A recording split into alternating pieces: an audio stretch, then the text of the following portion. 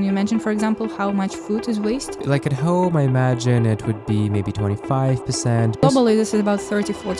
30-40%. Yeah. Antonyak is a sustainability analyst and an expert in a range of topics that focus on the well-being of our planet and the people that live on it. In Anna's professional career, she has consulted dozens of businesses that inspired people to move the needle in our efforts to make this world a better place. Just by people saying thank you to ChatGPT, they have released I don't know the number, but it's like a crazy amount of carbon dioxide emissions. So what do you think? What's the percent of the habitable land we use actually to live? I'm going to say 9%. It's 1%. So what do you think is the percentage that the agricultural land? What's the better way of putting it? I'm going to say 5%. It's 50. 50%? We already changed 50% of all the habitable land just for agriculture, just for growing our food. The ocean actually recycles 20% more oxygen into CO2 than all of our forests and landmass combined. I think 1/3 of all the Generation Z, they actually throw away items after wearing it once and they throw it into the bin. That's awful. One practice that specifically damages a lot of marine environment is called bottom trawling. Never heard of that term. What is it again? I feel like we are trying to solve too much with technology, where we don't need technology at all. Right. And for example, when we produce clothes, of course, it's very good, to use it for the production, but for the advertisement, right?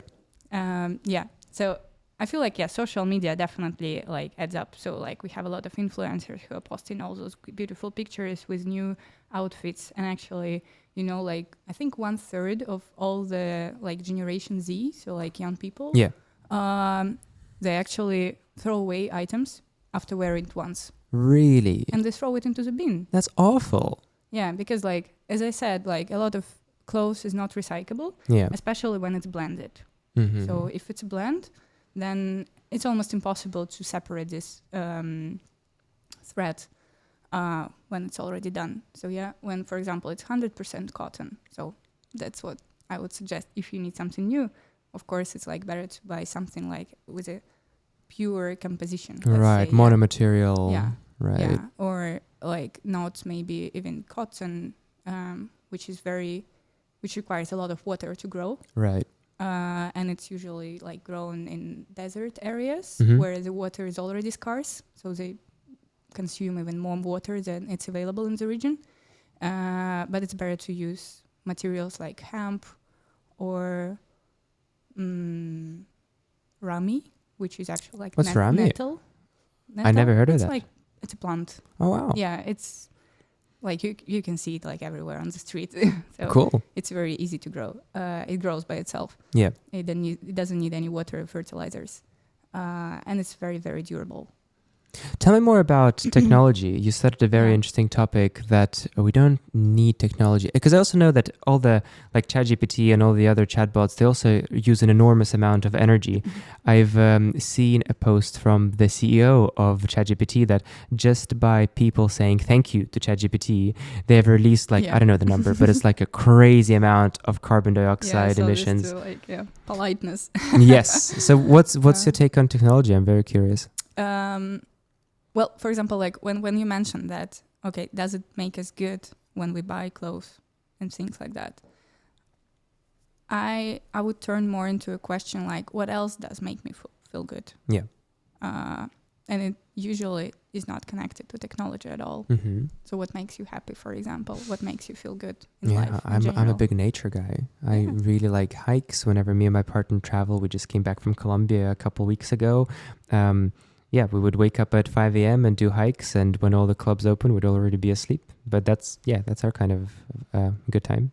Yeah, so usually when people talk about good moments in their life, they remember other people. Yeah. So the connection with other people, with nature, and all those personal experiences that they have, not when they were shopping online on Shein or something like that. We can get sidetracked on this topic because it's a huge one. It's the difference between dopamine and I believe the other hormone is endorphin. It's either endorphin or another one. But the main idea from what I know is that dopamine has so-called inflation. If you buy clothes once, you'll get 100 units of happiness. If you buy clothes 5 times, you will end up getting 80 units of happiness. And the more you buy clothes, the less happy you become from buying clothes. But endorphins work in a different way. Either endorphins or the other one. But basically, the hormone that's released when you're connecting with people, it always stays at baseline. Every time you talk to a close friend or have a good connecting moment with your partner, it always feels as good as before. Yeah.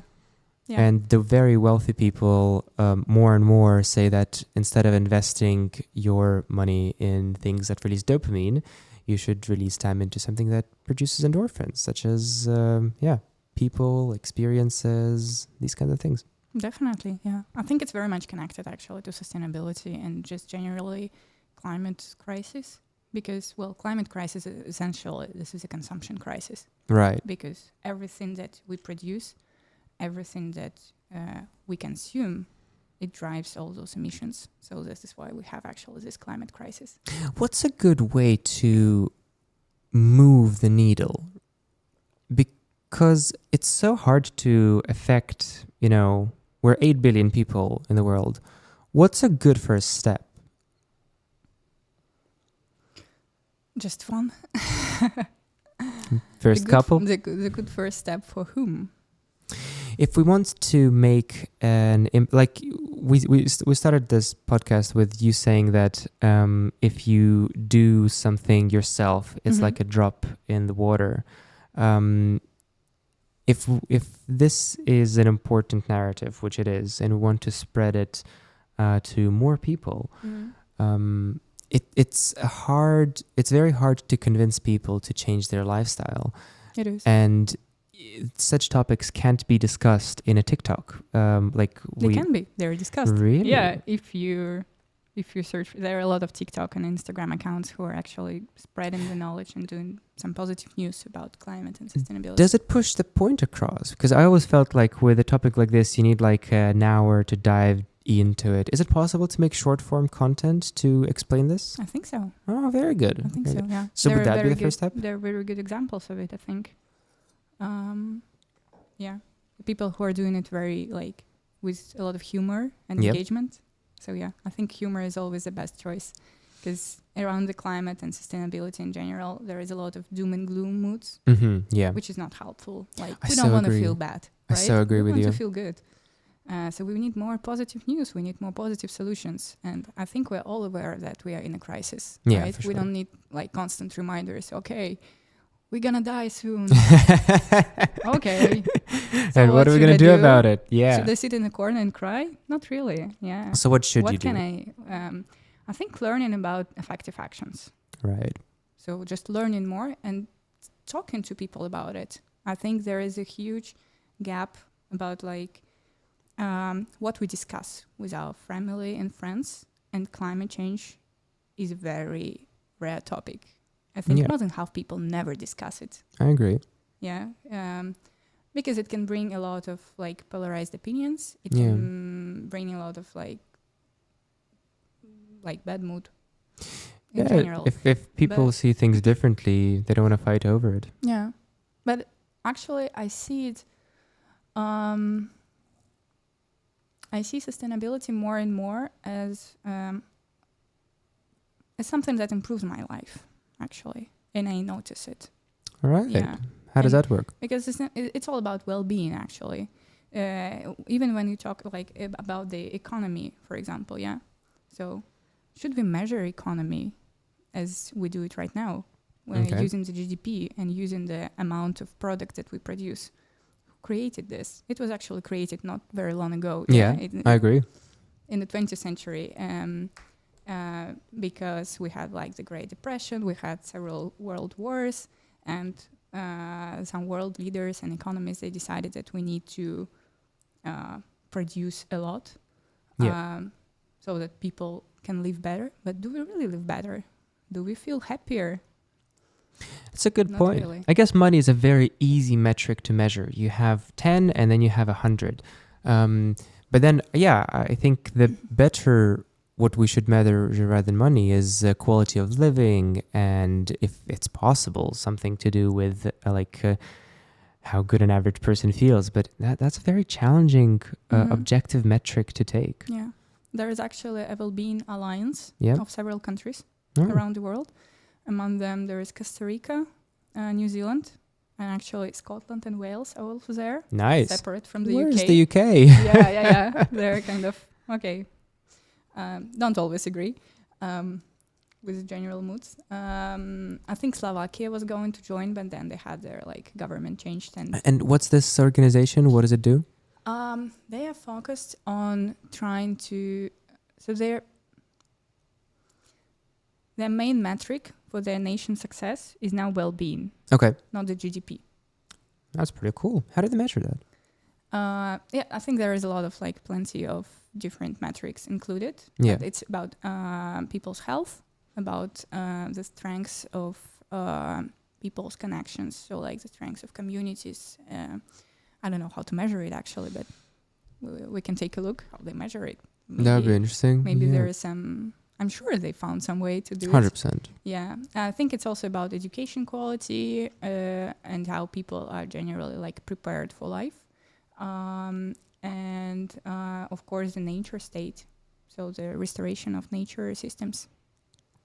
This is really good. It's nice to see these kinds of initiative. Would it be an accurate statement to say that 20 years ago there was not much information and thoughts pointed at these issues, and now there's more? So we're heading in the right trajectory with it. How would you assess that?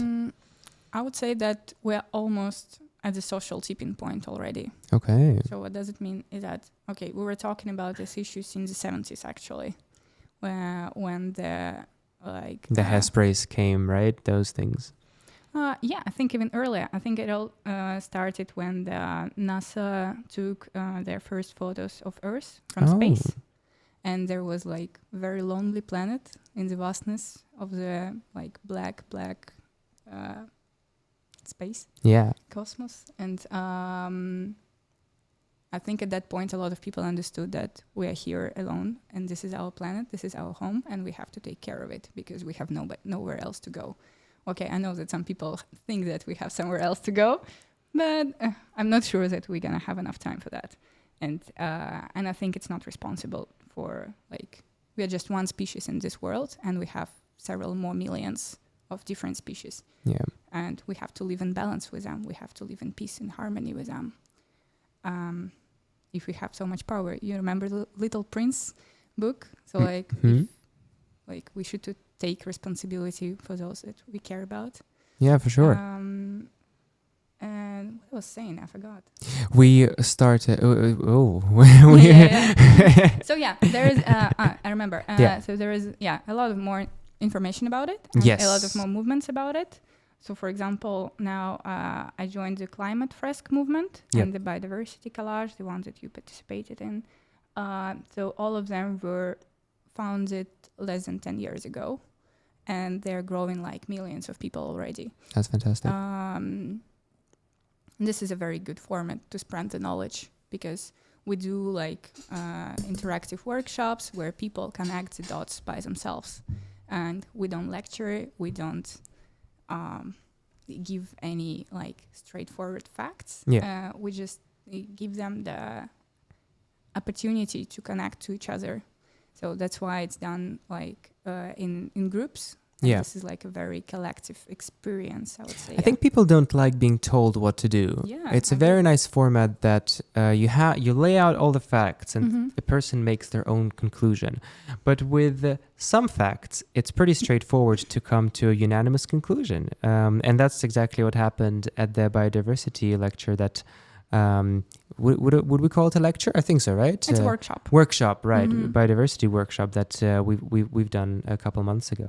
So maybe you can talk a little bit about that. I know it's a huge topic, and I believe you mentioned that the shortest amount of time that you can cover all this material needs to be at least 2 hours. 3 hours. 3 hours, excellent. So, in a nutshell, what is it about, and why can it be covered in 3 hours? Talk to me a little bit about it. Yeah, so those workshops, they were developed in France and were really cool people. Yeah, and they're all like educators in their own fields. It all started with Climate Fresk, which is about climate change. So the biggest source of information about climate change, like scientific source, is IPCC reports, which is International Panel on Climate Change. So this is a group of scientists from all over the world who are doing this like peer-reviewed research about climate, and this is like a meta reporting system about all the information available about climate. And IPCC, is it also based in France, or is it? It's international. It's an international. Yeah, so it's not like dependent on any government and so on. Yeah. So it's completely independent. That's a good thing. Yeah, and it might be connected to United Nations though. I'm not sure. So they have these reports, but they're like thousands of pages, and they do it like every 3, 4, 5 years.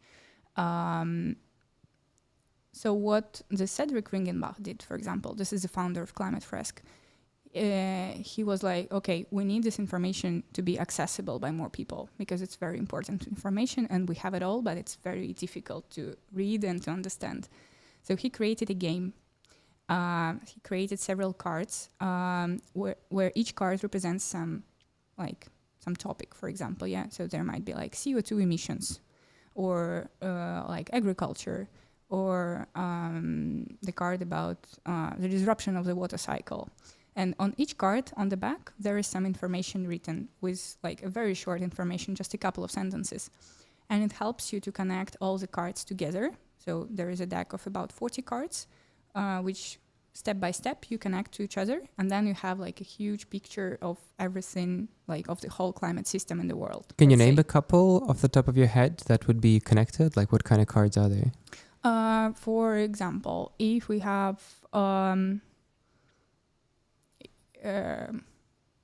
okay, so as a human activities, for example, we have transport, or like the building usage. For that, we need a lot of energy. Most of the energy comes from fossil fuels now. About 80%, we still burn a lot of fossil fuels. Still 80%? Yeah, and it's growing. Oh my God. So yeah, if we're going to talk more about the energy transition, I will let's talk more about energy later. Yeah, and so yeah, there are cards, for example, human activities and building usage and transport and burning fossil fuels. And then you kind of connect them like this. But if we burn fossil fuels, it releases CO2, which is the next card. If we have a lot of CO2 in the atmosphere, like the next card would be the additional greenhouse effect. For example, like we have the greenhouse effect on our planet, which is a natural thing and it's a good thing. So the greenhouse effect is like a blanket around our Earth that protects us from radiation, right? Yeah, and it just keeps us warm. So if we didn't have it, it would be like minus 15 on average on our planet. Wow. And currently it's about plus 15. So yeah, but if we have too much CO2 and other greenhouse gases in our atmosphere, it means that we will have additional greenhouse effect. It means that we have more and more blankets around our Earth, and it's getting warmer and warmer. And it leads to a lot of other consequences, which we explore during the workshop. Yeah. And so people connect these cards by themselves rather than following a line of thought that, usually a professor would give in front of a board. Yeah. Nobody tells them what to do. Everything is done in groups. So you cannot play this game alone because we need a lot of collaboration and a lot of community-driven things. That's why we need a group of at least 4 to 7 people. So all of them can voice their opinion, and they talk to each other and they discuss it, and they actually learn from each other because somebody knows something and they tell it to each other. And that's why, like, when they're discussing it, they find the right links. And then, of course, we discuss every round, and we kind of go through all the additional facts and questions. So if somebody wants to experience this, what would they have to search? Let's say they're in the UK or in another country, and they want to participate to a similar workshop. How would that be accessible? It's called Climate Fresk. Climate Fresk. Yeah. F-R-E-S-C. F-R-E-S-K. K. Yeah. So it's the word which doesn't exist in English. It's coming from French, fresque, which is like a collage on the wall or like on the table, because we create a really big picture with this game. Yeah, so it's a non-profit organization. So there are a lot of volunteers around the world. I think more than 90,000 already. Nice. Yeah, and it's more than in 150 countries all over the world. That's So great. most probably you will be able to find somebody who can do it. Thank you so much. Who can do it in your language and in your country. But it can also be done online if it's not accessible in your area. So yeah, that makes sense. It could be done on probably better in person, so that you have that physical interaction with people, especially if it takes a long time. Yeah. During I do COVID, it online as well, actually. I facilitate online, and it also works quite fine. Works actually. well? Yeah. I find it just, I feel like my soul is dying if I'm doing a collaborative anything online. Like if I'm doing business meetings, I would rather, spend an hour in getting everybody to drive to a place to have a meeting in person than to do it over a computer. I feel like just this connection, it works so much better. That's why I'm doing a podcast in person. Like 90% of podcasts are done over a computer. Oh. But I feel like sustaining a conversation over a computer, especially with people that, you see for a second or third time, or especially for the first time, sounds like not a dream come true. Yeah, I mean, definitely, if you have a chance to do it in person, it's a better way. But if there is no such opportunity, online is also an option. Right. Remember what it's called again? What Fresk? Climate Fresk. Climate Fresk. Yeah. Cool. So this is Check the it main out. one. Yeah. And there are also like different other topics that are available. So for example, biodiversity, collage. And I think most of them have the collage in their name, not the fresk. Because fresk is kind of trademarked for the climate fresk. Right. Okay. So collage or fresk. And so biodiversity collage. There is also circular economy collage, which I highly recommend. It's one of my favorite ones. Circular economy. That would probably be about fast fashion as well, and trying to the fast fashion is also a topic there, but it's just generally about resources and how we use them. So for example, climate change is also just one of the issues, because when we talked about biodiversity, one of the biggest drivers of biodiversity loss is also the habitat loss. Yeah. So a lot of deforestation going on, a lot of changing of the land use, thanks to agriculture mostly, but also a lot of pollution and waste. Just break it down to me. The reason agriculture causes deforestation is because animals or crops need all that area to grow, which usually would be taken by a forest, right? Is that how it works? Yeah. And so, for example, like imagine that, we have about 30% of our planet, which is land, right? Then we have a lot of glaciers, we have a lot of mountains and deserts and so on, yeah? So what we are left with is some habitable land, which is suitable for people and... cities and... Yeah, so on. So what do you think? What's the percent of the habitable land we use actually to live? So like our urban places... or our infrastructure. I don't think it's that much. I know we're 8 billion people and everybody needs to live somewhere. But I also heard that if you fly over the planet and you throw like an apple, the chances of that apple hitting somebody on the head is like 1 in 100, much less. So I'm gonna take a wild guess, and I'm gonna say 9%. It's 1. It's 1%. Yeah, what's going on with all we the... don't take much space, like as people. Yeah, even though it's rapidly growing. Rapidly growing. So but we may go from 1 to 2%. Yeah. So out of this, like of the whole, so we have 99% left, right? I should go into real estate. Yeah. So, so what do you think is the percentage that the agricultural lands take space? Okay, we need a lot of space to grow food. If 1% is where people live, I'm going to say that it's got to be at least 3 times the space where crops live, or what's the better way of putting it? I'm going to say 5%. It's 50. 50%? We already changed 50% of all the habitable land just for agriculture, just for growing our food. That's and most of it shocking. is for livestock, so for animals. Oh, that's why turning vegan makes a big difference. Yes. Wow. So when you look at the numbers and when you see the comparison, now you start understanding like why does it make sense. So I think that explaining people like this actually also helps to make this shift and to reconsider and to help people make these changes. That is a huge difference. So we have 51% of the planet occupied by humans. 50% are for farming, plant or mostly animal. for animals. Yeah, And because 1% is people. Yeah, for example, like and most of it is for cows. Yeah, of course. Because they eat a lot of food. So we have about 1.5 billion cows right now. Okay. So for every person in the world. So for every cow, we have about 5 people now. Right. So 1 in 5. Is that including the cows that are not taken as livestock? Like there are some cows that are just...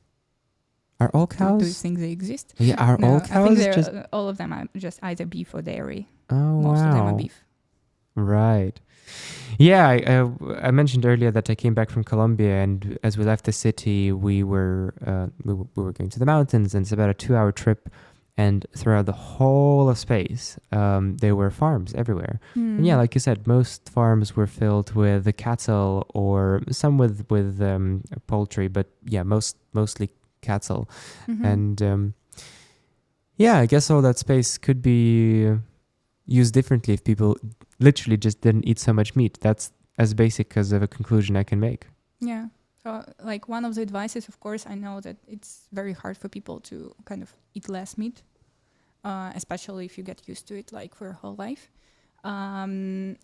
It's better to find alternatives. Yeah. So not just to think that I need to limit myself, but to think about it as what can I do better for my own health? Because, for example, in most Western countries and like rich countries, let's say in general, we eat much more meat than it's healthy actually for us. So there is a lot of like World Health Organization recommends eating, I think, just about 100 grams of meat per week. And this is enough for us breakfast. To be healthy. Yeah. So yeah, and this is more than enough actually. That's why I think it's better to focus on eating more legumes. So like lentils, a lot of beans, a lot of chickpeas and so on. Like people rarely eat them. And a lot of nuts. Nuts are super cool. Right. Yeah, I was just going to ask about alternatives because I've read that in the 70s and 80s, everybody who were vegan were like these ultra healthy, like almost bodybuilder type people. But now, a lot of people who commit to a vegan diet are not that healthy. And the reason for it is because there are so many meat alternatives which are really bad for you with lots of preservatives and like processed foods. Yeah, of course. Ultra processed foods and all these, like I heard even protein shakes are actually pretty bad for you. So you're in the 70s when there were none of these alternatives, if people turned vegan, like you said, they had no choice but to commit to beans and nuts and legumes and all the other sources of protein and nutrients.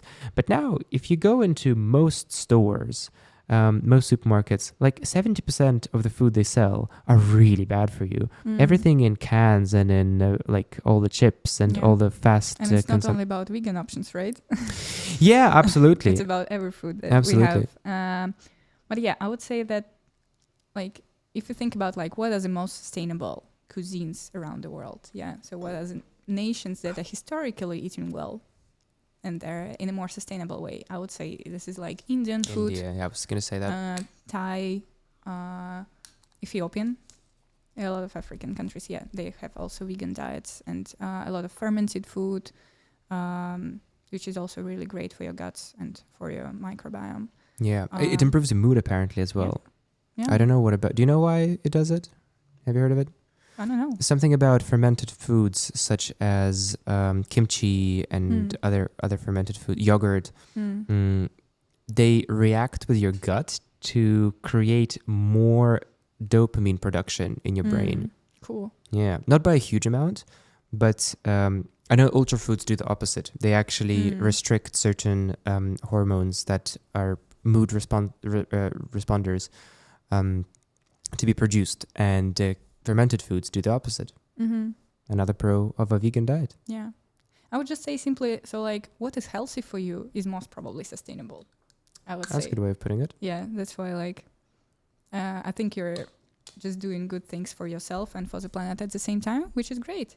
Yeah, so having like eating more raw food and just generally more food, not like the processed food. Yeah. I think it's better.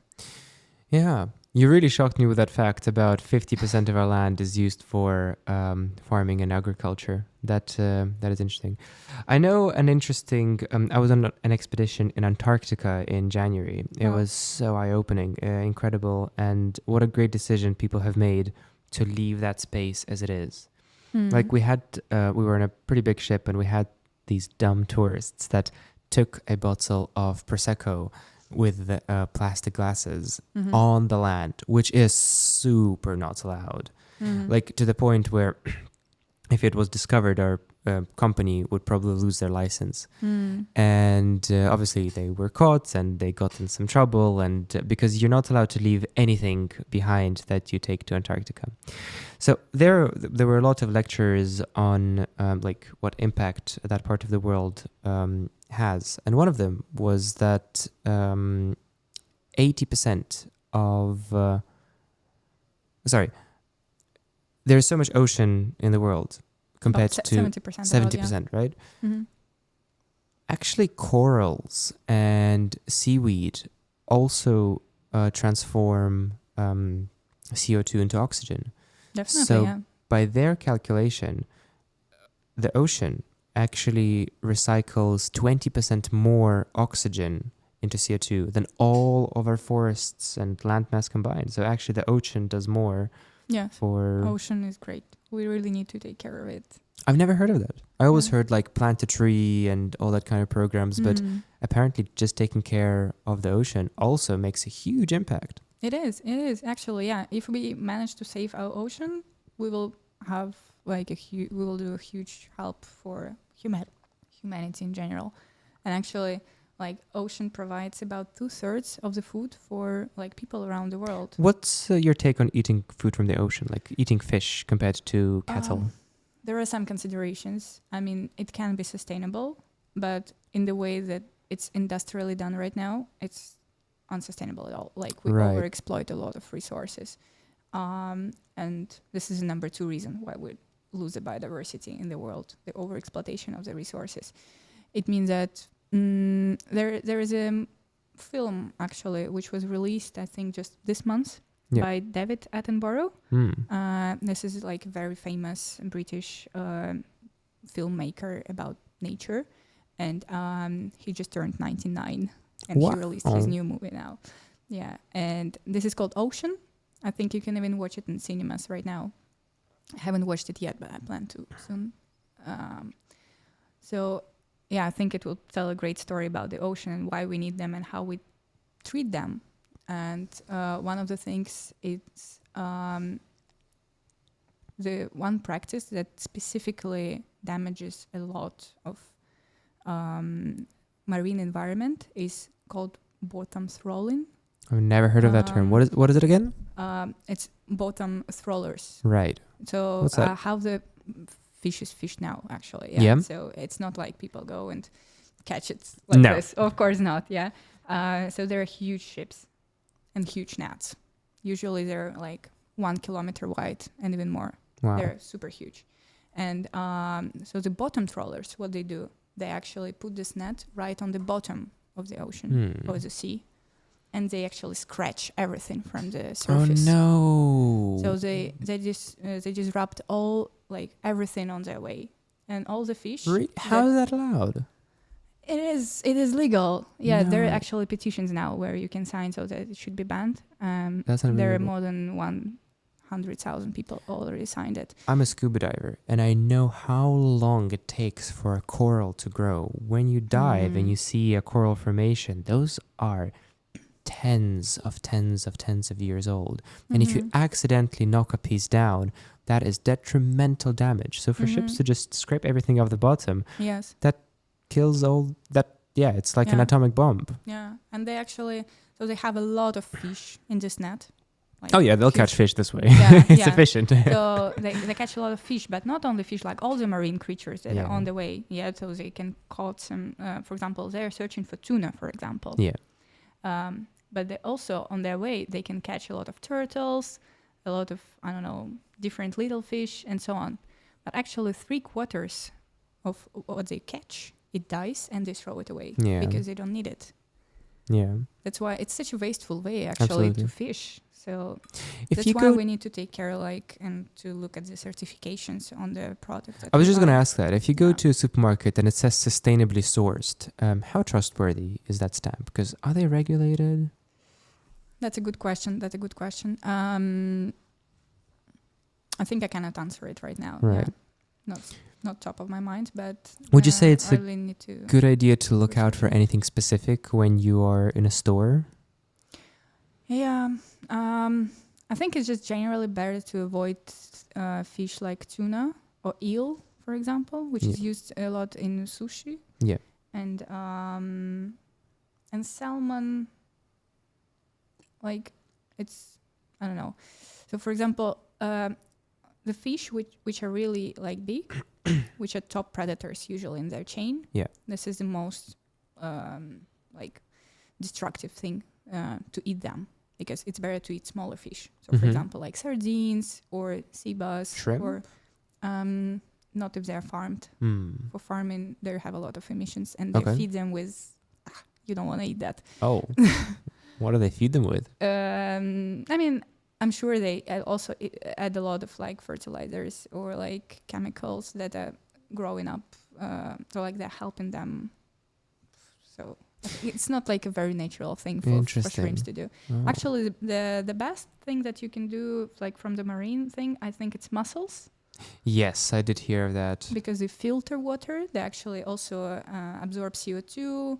They absorb like they filter a lot of also chemical waste in the ocean, and they're super great. And they it's also very have easy to grow them. And they have got a decentralized nervous system, which means that they have a brain synapses, but they don't have a brain. In other words, they're as unconscious as it gets before they become a plant. I think like shrimp and mussels, but especially mussels, are like this fine line between plants and like what are the opposite of plants? Animals. Yeah, animals. Yeah, okay. Yeah. So it's also very ethical to consume them because they won't really mind.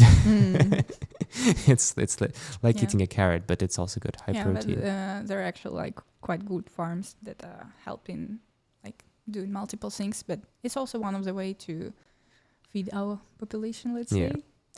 Seaweed is also great. Seaweed, does it have seaweed? Must be very low on protein though, right?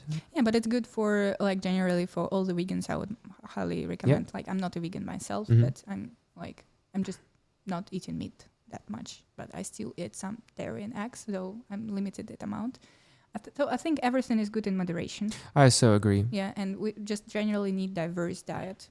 So, for example, if we add some seaweed from time to time, it has a lot of omega-3, has a lot of vitamins. It's just generally super good for your health. And I really agree with the approach of not doing things like to an extreme. Like I never really picture myself like not eating meat, but I can imagine myself cutting down on it by 90%. That's not how all people function. In some cases, it's easier to completely cut something off than moderate it.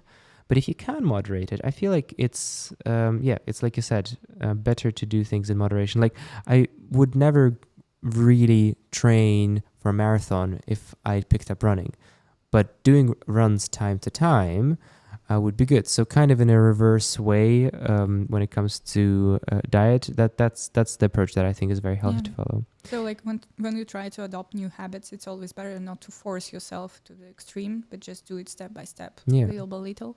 And definitely take a look at the most sustainable, like most effective changes that you can do. So where you can have a lot of leverage, where would it make the most difference? Like that. I'm sure you can talk a lot about specifically biodiversity and how, like you mentioned, eating the top predator would be very detrimental to the food chain. How exactly does that work? Because I obviously know if something goes missing, it's a problem, but I don't really know the specifics. Because, the top predators, there is a very limited amount of them. Yeah. So when we disturb the food chain, if we remove one part of the food chain, there's usually not enough. So like on the lower parts of the food chain, there are usually a lot of different like not the supplements, but things that you can eat instead Right. if somebody is lost. Yeah. Or if there is less of it, you can eat more of it, and then the system will balance it out. Like an And alternative for things, right? yeah. So, for example, if there is less like certain types of sardines, there would be more food like this, and the predators will figure it out. Right. Yeah. But there is not enough predators. It means that the whole system is going to be out of balance. Yeah. It means that some species might multiply more than they have to be, and some species will be eaten by them and things like that. And if there's like too much of a species that is not being hunted, is it an issue from a natural selection point of view? Because now the weak will no longer die off and multiply and potentially weaken the average representative of the species. Is it bad because they will then over consume everything that is in their way? Like what's the problem with having too much of something not being hunted? I think we should just leave the nature alone. That's fair. It will figure it out by itself, yeah? So if we try to intervene too much, I think it's bad. It's worse than if we just let it be by itself. So sometimes, for example, the biggest solution is not maybe the good solution is not for example, plant new forests. Yeah. But just not to cut them. Right. Just let them grow. Right. Leave them alone. The nature figures it out by itself. Yeah, I've also heard that if like humanity just dies off, the planet will overtake everything within like 100 years. Yeah. From cities Most to probably. Yeah, it's impressive. I know that but it's gonna be a completely different nature by that time. I mean, and the species that live there, because I mean, if we die out at some point, which is probably possible, of course, but so like the species that we also go extinct with us, it might be a great amount of them as Would any species go extinct if we go extinct? I assume all the farmed animals. Yeah, definitely. Apart from that? Not sure. Like I've never researched about it actually. Yeah, an interesting thought. I feel like, if you remove humans... Some bacteria that live inside of us.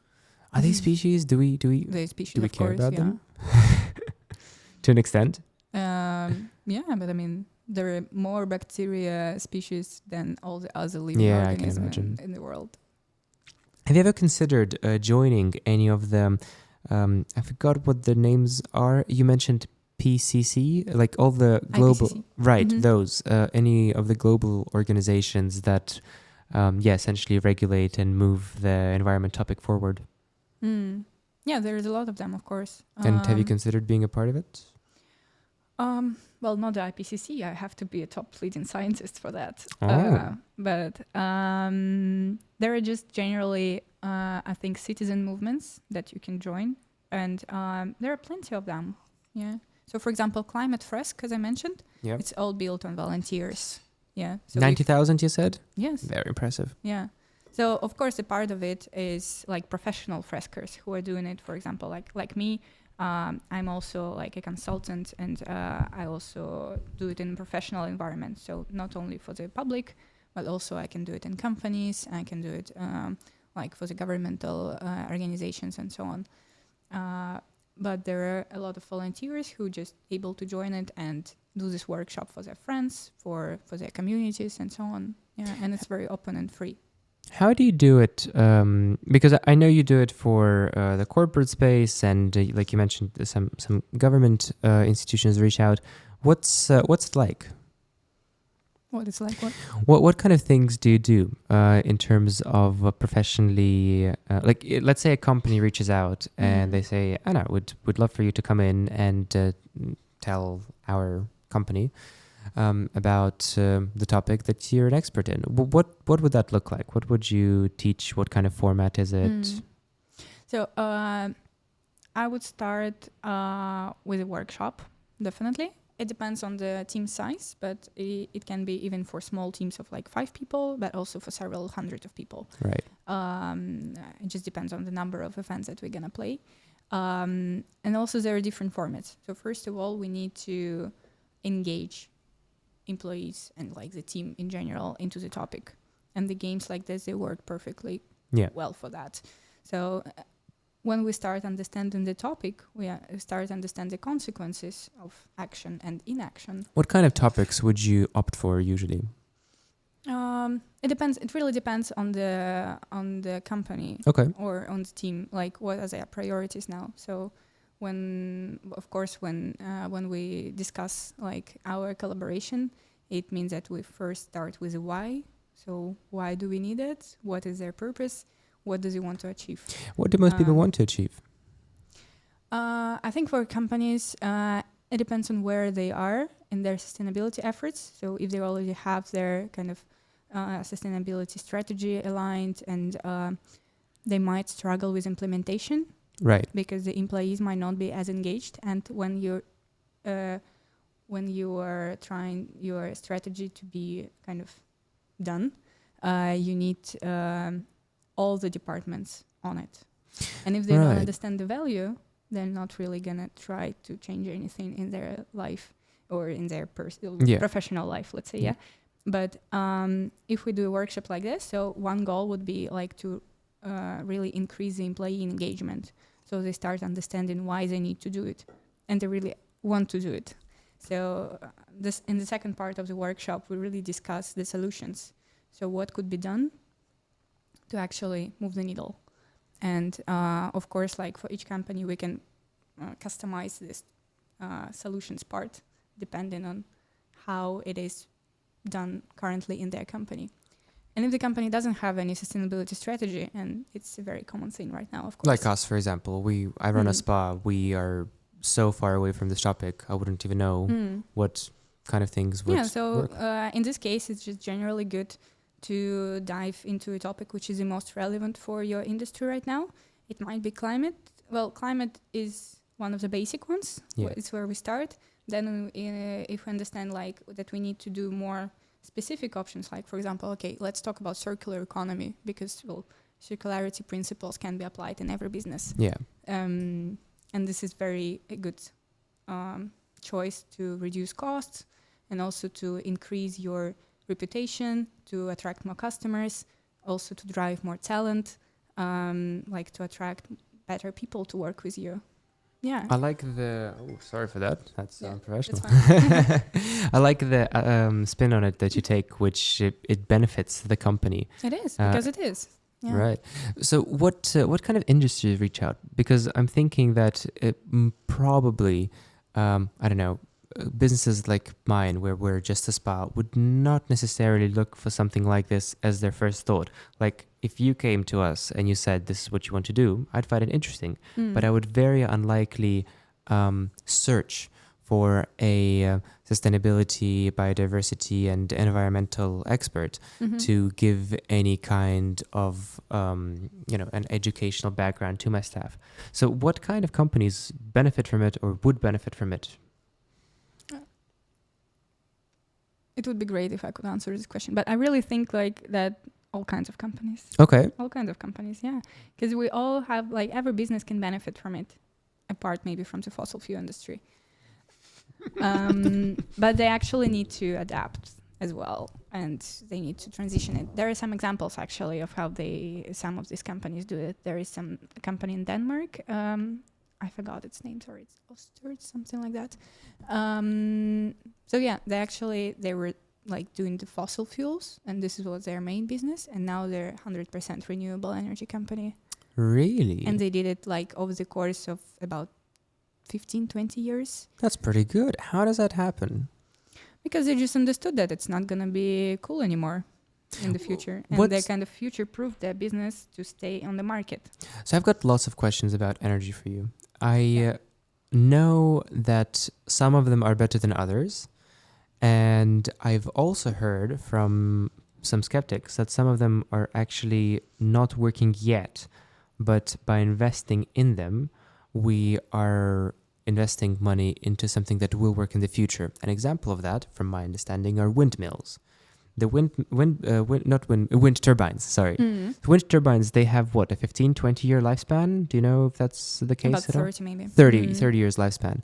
So I know that the construction of all the metal parts and putting it up together and all the transportation creates a pretty big amount of emissions that later takes at least 20 of those 30-year lifespan to get to net zero. And then there's the issue with recycling, because they're made out of metal, which cannot be recycled. So what happens is it's just buried in the ground, which kind of makes it bad for the biodiversity. A lot there. of it is actually buried, but not like permanently. Right. They bury it until they find a way what to do with it later.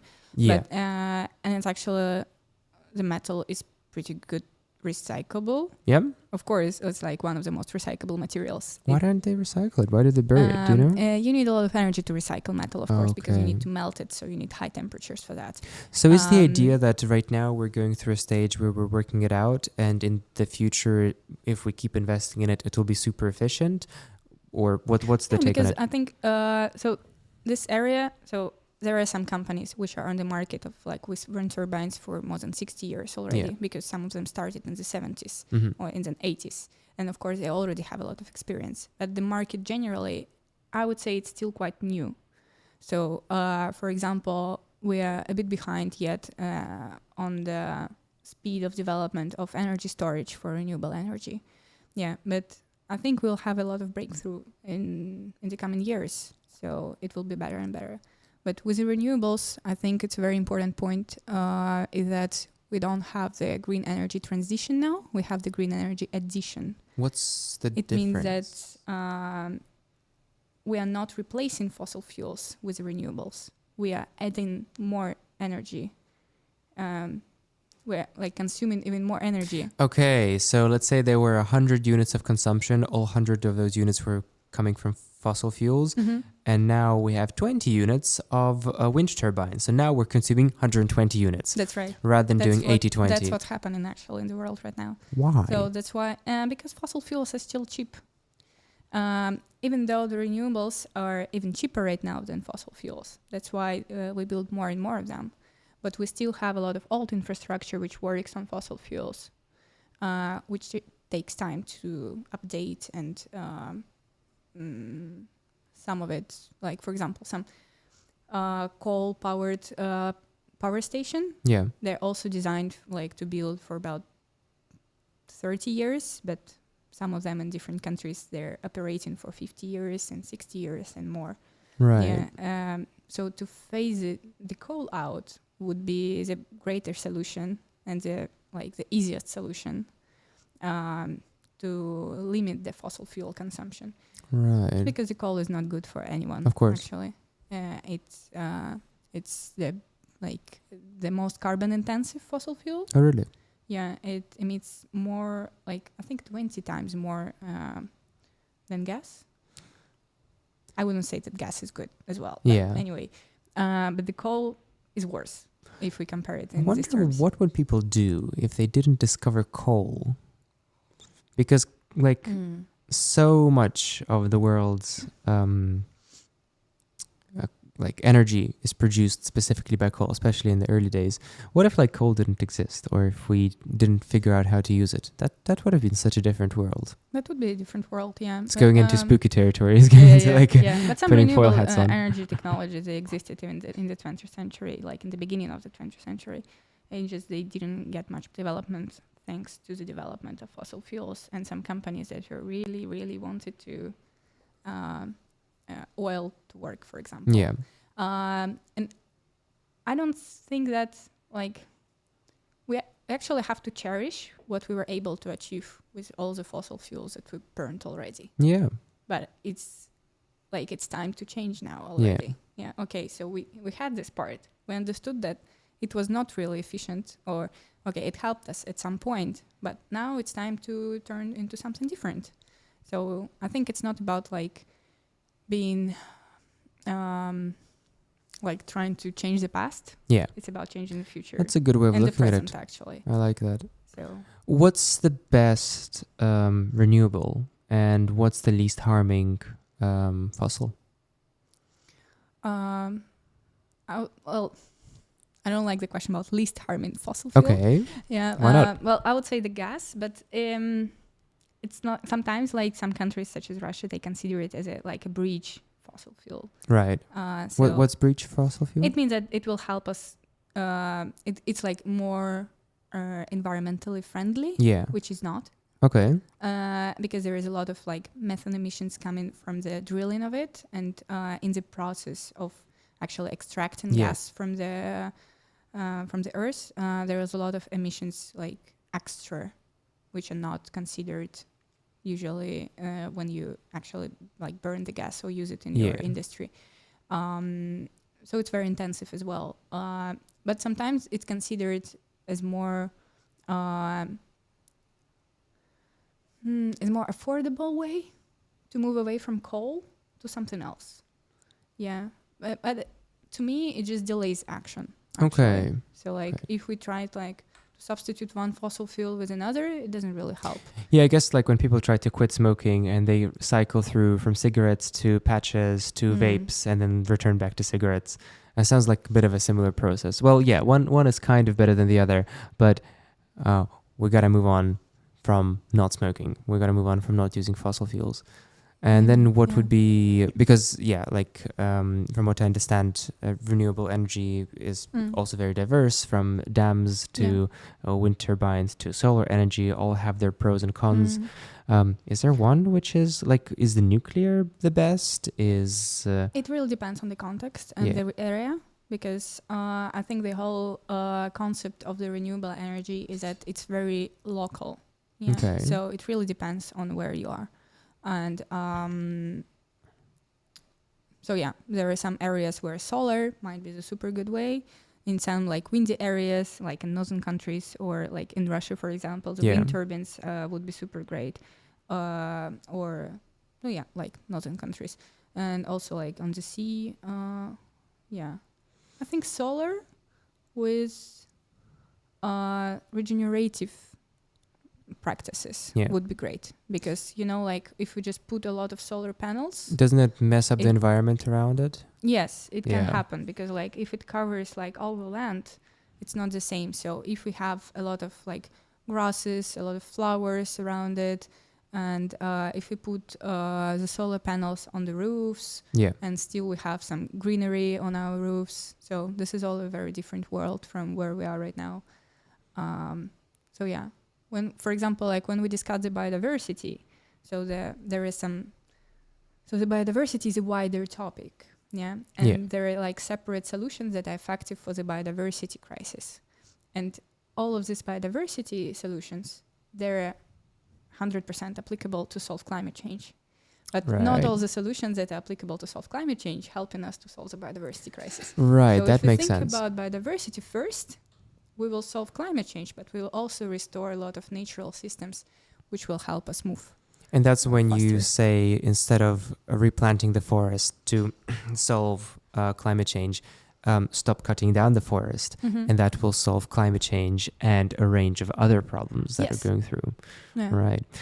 I'm in the business world, so I see a lot of people who, don't share the same vision as me and you about, moving the world in a more, I don't know which umbrella term to use here, not sustainable, but in a more eco-friendly direction. And I have to say, some of their concerns are somewhat valid. But then I'm also sure that there are solutions to them. I don't think there is anything that I've heard that can't be solved. So I'd like to throw a couple at you, and let's discuss them. So the first one is regarding renewable energy, since we're on the topic. If we produce energy through coal mining or burning some kind of fossil fuels, that energy is pretty easily stored. You put them in batteries, you put them in all sorts of things. They can be transported, distributed. There could be a power plant in 2 power plants or 3 power plants in a 10,000 kilometer radius, and that would power everything. From my understanding, if we just take 100 kilometers in Africa or in any other sunny part of the world, and we put up a bunch of solar panels. That won't work because it will change the environment around it. But hypothetically, like 100-kilometer radius of solar power plants is enough to power the whole world. But the issue with that is the transportation of energy. Because from my understanding, renewable energy, if you store it in like just batteries rather than put it into like land wires, you lose a huge percentage of that energy. And then you also have to transport it, which also costs energy. And so you end up with producing 100 units and a person on the other side of the world being only able to use 10 units of that. So what are the things that we can address about it? And also, if the sun goes away, we still need a reserve somewhere in some kind of a supply, so civilization Solar can run. panels don't stop working if the sun isn't shining. Yeah. Really? Yeah, but yeah. So addressing all these range of issues, let's talk about it. What are some like realistic approaches to it? Yeah. So of course, like people who are in this industry, they understand all of this. So for example, if somebody says, "Oh, but the sun isn't always shining and the wind isn't always blowing," they're like, "Oh, really?" Yes, that we sounds never like thought about it when we developed this technology.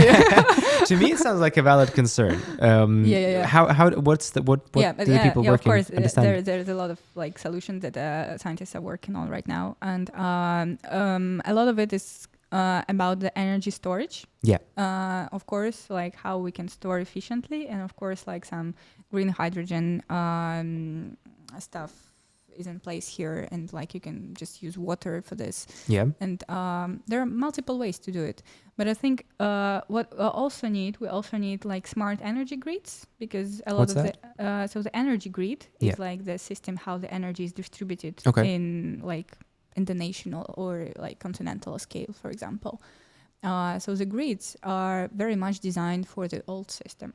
So for the renewables, we actually need to upgrade a lot of grids. Right. So like it needs to be smarter, and we have a lot of like AI, for example, technologies that can help us really plan the demand better, and it's a very precise actually thing.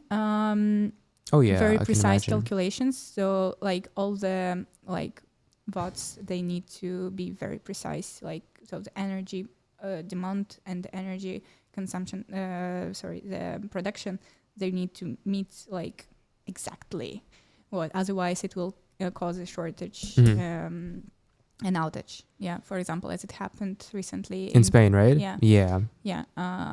Because there was some difference in the kind of not the pressure, how it's called. In the watts, right? So in that like not like I know a socket is 220, but if you put a 250, it will just explode. That whatever that's called. Yeah. Yeah. So there was like a little change, and then so the France had to shut down their part, and because the Spain and Portugal, they are kind of separate from the rest of the Europe, they were also affected.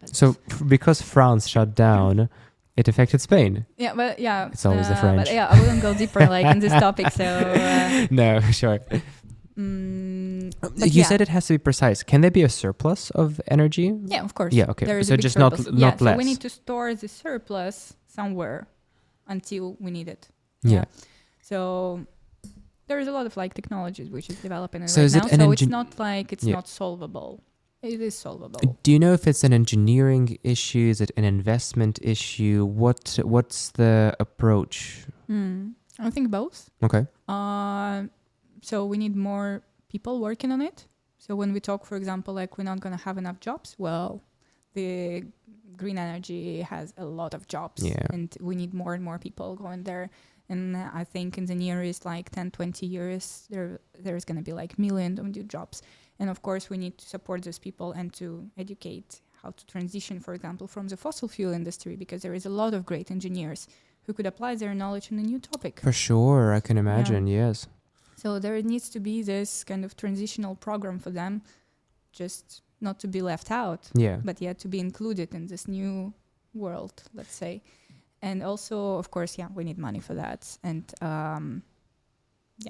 if you like, where does money come from? Does like there are many ways of funding. Would it be accurate that the more we invest in just building renewable energy, the more money circulates in that industry and the faster the technology will come, or does it need crowdfunding for separate projects, which, like you said, instead of the current system of energy distribution, we just need to like invest a huge amount of money and build a new way to distribute energy, one city after another. Yeah. So there is a thing called as learning loop. Learning loop. Yeah. So it works very well with all the new technologies like renewables. So like when we have more investment, for example, we can have more people working on it. We can have more progress. So the technology becomes cheaper over time. So there is more demand for it. And if there is more demand for it, then there is like more money in this stuff, in this sphere, as you mentioned as well. So if we add something on any point of this loop, of this circle, it's going to help it develop it faster. Yeah, it's like a classic economies of scale. Money, if we want more people, if we add more, mostly money, I guess. Yeah, for sure. But I guess money also comes from attention with people and demand driven. So from any direction that you... but it's a reinforcement loop. So it means that it's already kind of gaining its momentum even without additional investment because, this investment, it just makes sense now. Yeah. That's why it's already growing. But if we keep investing even more, the progress will be faster. That's very optimistic. I really like when... I think that's great. I think, we also started off this podcast by saying that nobody wants to hear that the world is ending and the world is dying. Like the last G7 meeting about environment, everybody came on private jets. And the only thing I know about this meeting was that everybody came on their private jets and then they ruined the ecology. And I'm like, yeah, good catch. I agree. They shouldn't have done this. I have no idea what they discussed in the meeting. And nobody does. And it's a shame. It would be much nice. Of course, the media works in a way where catchy headlines is what generates revenue. Yeah. But then there are people like, I would say myself, which would actually be quite curious about what are some actionable steps and what are some things that are being worked on that are just not mentioned everywhere. Like literally the biggest environment meeting in the world isn't talked about the meeting, but is talked about the environmental impact. I get how that's an issue. What about the other side? Yeah, so I like this positive approach. I think it's much more beneficial for the industry talk. Yeah. So the biggest environment meeting is actually called COP. COP. Yeah. I actually the don't know Conference about of Parties. Yeah. There was already 30 of them. They started in the 90s. And who are the participants? Are they governments or? Everyone. It's actually open for participation, but there are government representatives. There are different non-profit organizations, non-governmental organizations. And it's organized every year in a different country. Right. Over the recent years, it was organized in the biggest fossil fuels production countries, such as United Arab Emirates. Yep. UAE, right? Yes. And the most recent one was in Azerbaijan, and the next one will be in Brazil. Azerbaijan and Brazil, do they do a lot with... Azerbaijan, yes, it's really? built on oil, historically. During the Russian Empire times. Yeah. But Brazil, they have a different issue of deforestation and losing the Amazon forest. Yeah, the Amazon forest is huge. Have you heard of this guy? I can't remember his name, but he lives in the Amazon and he is like huge on saving the rainforest, and he's made a tree hotel inside it. He like rides anacondas. He's a crazy guy. Do you know about him? No. I'm going to send you. You're going to really like him. He's got a book. He's on a bunch of podcasts. Yeah, he's literally I believe he's an American guy that has a huge passion for saving the Amazon. That's his life's mission. And he is taking a very, very like economically calculated approach at making an impact. For example, people won't... the way you can bring money into Amazon is not by just, you will be able to bring some money by asking charity, but it's 10 times the money can be driven if you do it through some kind of a service-based business. So the moment that a Starlink got introduced, he's like, okay, we can do a hotel, because the only issue why people couldn't visit the Amazon rainforest because they'd be too disconnected with the world. And people can't go 15 minutes without their phones, let alone a whole holiday. So he's made this treehouse hotel with all the luxurious amenities, but it is so deep in the forest. Well, so deep for us. It's like 5 kilometers in. He goes into like where all the non-contact tribes are. It's pretty crazy. And you wake up to the loudest sound of all the birds singing, which is so loud if you just speak to one another, you can't hear yourself because it's so loud. You're in this world, but then also you have hotel amenities and Wi-Fi. And that's the approach he took to helping the Amazon rainforest. We got sidetracked. We were talking about Brazil. It's interesting, maybe I should. I'll let him know. You'll definitely find it interesting because it's right up the alley. What about? So you mentioned Brazil has the issue not with burning fossil fuels, but with deforestation. Is that like still a big industry? Did people like reduce their deforestation compared to 20, 30 years ago? Do you know much about it? So the deforestation, you mean like what's the progress about the deforestation? Yeah, exactly. So we are trying to save the forest now, but it's not like on the proper track right now, I would say. I would just say this, I guess. Yeah, that's fair. Yeah. And when you asked about like what is the progress made on the kind of global scale? Yeah. There is a lot of progress, but also a lot of like backlashes. Okay.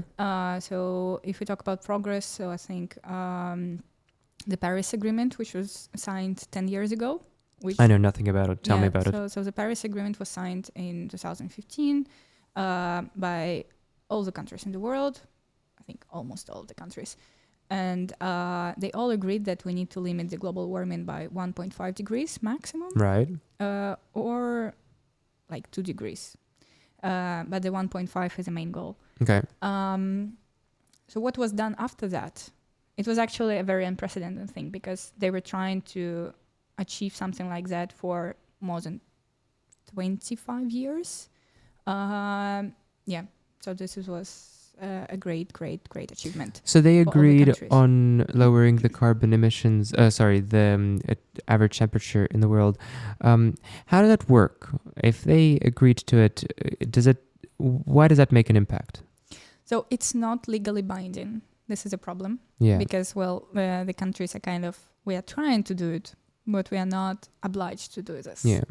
And also, the United States, they have kind of gone out of this agreement for the third time already during the past 3 years, the past 10 years. So can you imagine like their inconsistency of their politics?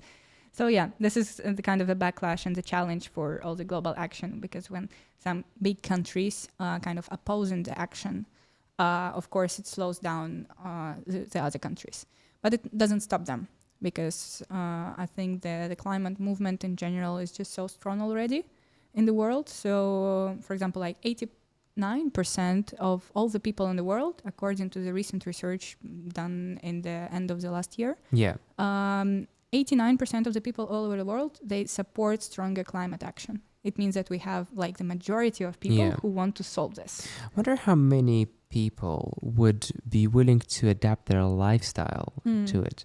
Because I'm a great example of that. I'm all in favor of, making a more positive impact. But if somebody...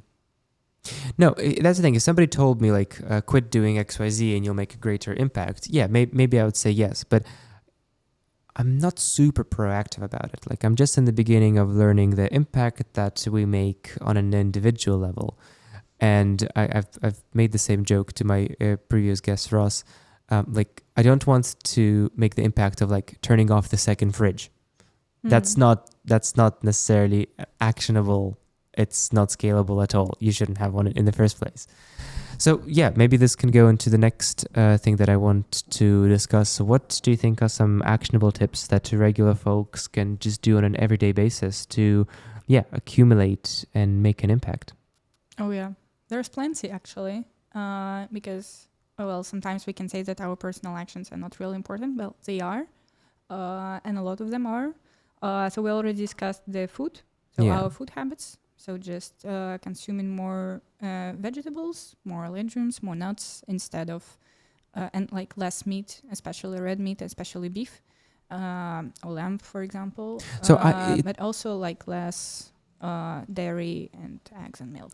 It's really cool because now I know why that's important. Because like before we had this conversation, I thought, I guess cows release methane. It's going to be less methane gas. But I guess now my conclusion would be if we take 50% of the world's land for farming, and most of that is cattle, by moving from cattle to something else, we are not expanding into a biodiverse rich land and saving that through that way. Yeah, we are not putting so much pressure on all the systems that, like on the natural systems that we have. So like reducing this pressure is a very important step. Yeah. So there are actually, like, for example, like in our life, there are, I think, 4 main areas where we operate. So this is our food. Yeah. This is our house. This is our transportation. And also like our consumption and like just generally where our money go. Okay.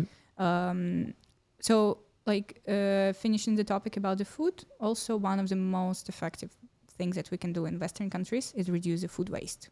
Yeah, for sure. So can you imagine, for example, how much food is wasted in average? Yeah, it's hard for me to it depends on which space. Generally. Like at home, I imagine it would be maybe 25%. But if you look at like Michelin star kitchens, I imagine that number would be like above 50%. What's you know, the actual figures? So globally, this is about 30-40%. 30-40%. Yeah. And this is crazy. Remember, and is that across the board, or is that like households versus restaurants versus supermarkets? It depends on the country. Yeah. A lot. So, for example, in developed countries, most of the food is wasted in households. Right. And if we talk about the developing countries, most of the food is wasted on the food chains, like during the production and the transportation and the storage. Really? How is it wasted? Because it's not like always, like the refrigeration is not always available and things like that. Okay. Yeah, but for the Western, but in general, if we say, so the Western world wastes a lot more food than the rest of the world. Yeah, which makes sense from an economics point of view again. Yeah. So when we talk, for example, about the food waste, there are a lot of like good tips that you can take and just generally, first of all, think about like not wasting food. Yeah. Just buying less food, because I know a lot of people, like, for example, my fridge is almost always empty. Nice. Because I only buy what I need. I eat it. It's always fresh. I always know like that I'm not going to be eating something spoiled and something like that. But I also have like a lot of grains, for example, and legumes and nuts available for me to eat at any time. And they're stored for a very long time, and it's completely great. Or oats, for example, things like that. But in the fridge, I always have just some space available for like vegetables, some fruits, though most of them can be stored actually also in the room temperature. And also, like not a lot of food actually requires a lot of refrigeration. So from a food aspect, it's great not to waste food. That can be done through not overly buying things that have an expiration date. Relying on things such as nuts, oats, and things that you can like take on as a snack or as a meal that won't go bad as fast as like, I don't know, meat or fish. I think so, yeah. And also consuming less meat, right? Yeah, and just planning maybe your menu in advance, so that you know what you're gonna cook, and it's also easier.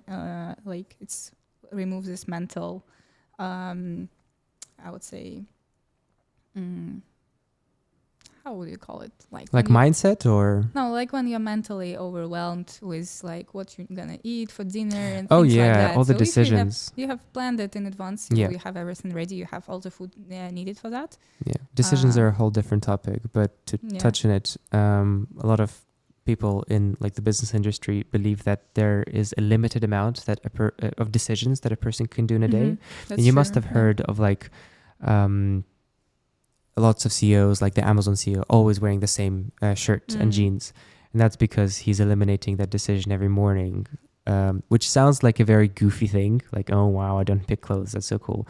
But on some personal levels, not having to make a decision every split second and having things planned in advance, such as food, could not only help from a sustainability point of view, but from just having better decisions point of view. Yeah. I very much support that. Yeah. Well, for food, like it makes sense, of course, like to have some ideas of what you can eat for every, like for breakfast, for lunch, and so on. Yeah.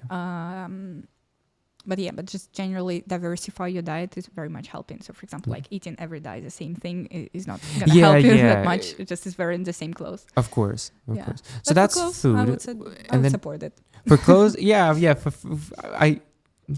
some things don't correlate. I love that. So we talked about food, and then the other three aspects you said is spendings, transportation, and just household. Household. Can you talk about these three? Yeah. So for transportation, for example, when we talk about the most carbon intensive ways to transport ourselves somewhere, the first one will be plane. Oh wow! So flying less. If you fly less, let's say if 1,000 people fly less, does it make an impact at all? I generally don't know. So can you imagine, for example, like how many people in the world like never stepped into a plane in their life? Yeah, we did a charity program in 2014 with 77 kids to visit two capitals of the world, and 60 of them, not them or their family, have ever been on a plane, and it was a bit of a culture shock for me. Yeah.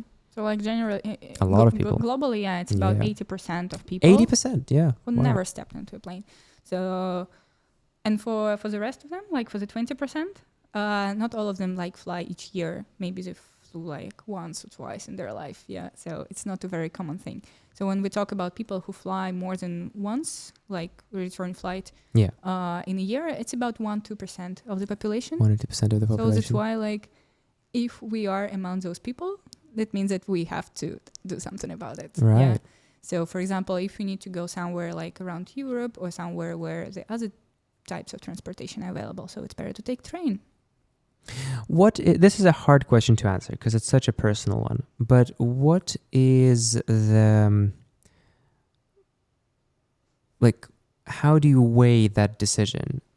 Travel, especially if you have the financial means for it, is universally one of the most rewarding things that any human connect over. And from one side, you want to go to the other side of the world and a continent to see the different, never seen before biodiversity and nature and experience that from yourself. But from the other side, by doing that, it's one of the biggest things that, only 1 or 2% of the world does. What's your take on it? Is there a right and wrong decision? Is it a personal choice? What's your take on it? Yeah, this is like what I personally struggled for a while because I love traveling and I love visiting other countries and like exploring other cultures.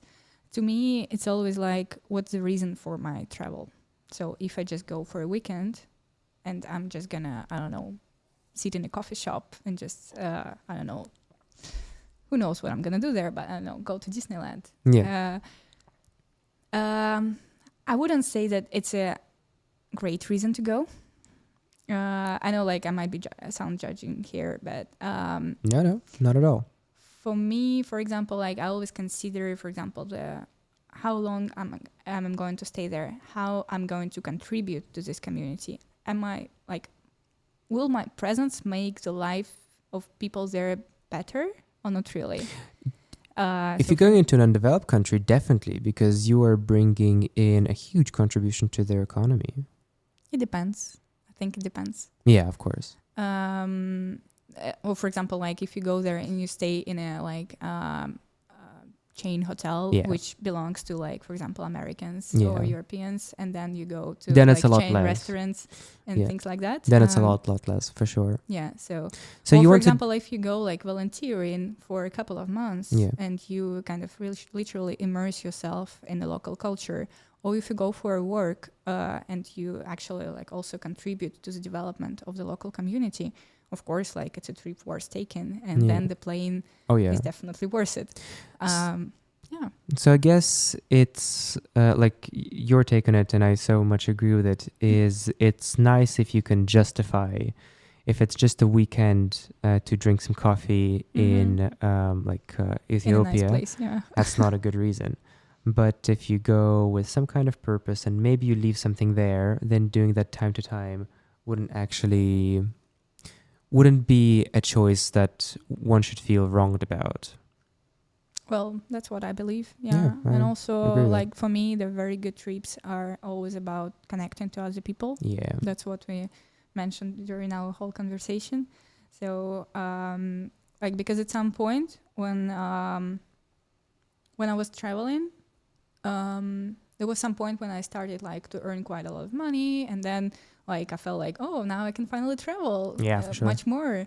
And at some point, I understood that okay, everything seems very similar. I just don't get all those emotions anymore. Yeah. All those cities, like, what do I actually get out of it? So yeah, I just disrupt my own life, like by going somewhere. Like it's a lot of stress actually to go somewhere, Oh yeah. like for your body, and like to travel all those places. And it's also like I don't know, just generally disrupt your like life cycle. Yeah, especially Sometimes, when you like, come a lot of back, it takes traveling. like 2 weeks to get back into Yeah, a natural yeah. cycle. And if you I so travel agree every with 2 that. weeks, remember, like you're always in this state. Yeah. From So, the for circadian example, like rhythm. when I go and see my family, I always like I cannot go there by any other.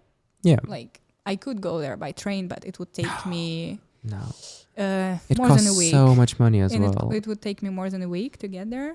So I would prefer, of course, like to go and spend like a month with my family. Yeah. Yeah. Rather than go like 4 times a year for a weekend Yes. or something like that. Yeah. And I would go there just maybe once in 2 years.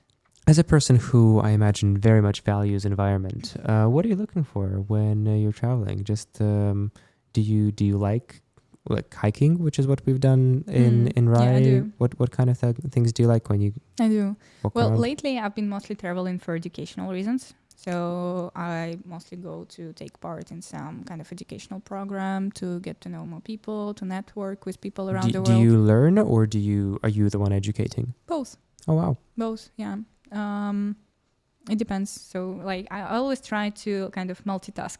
When Yeah. I travel somewhere, I always find multiple purpose to go somewhere. Which is what we just said about traveling. Yes. That's great. Yeah, yeah. So like, okay, if I'm going somewhere, can I include something else in this trip? So can I meet this and this people? Can I learn something from, I don't know, maybe I can find a company where I want to learn something from it, or I want to do a workshop for them or things like that. So yeah.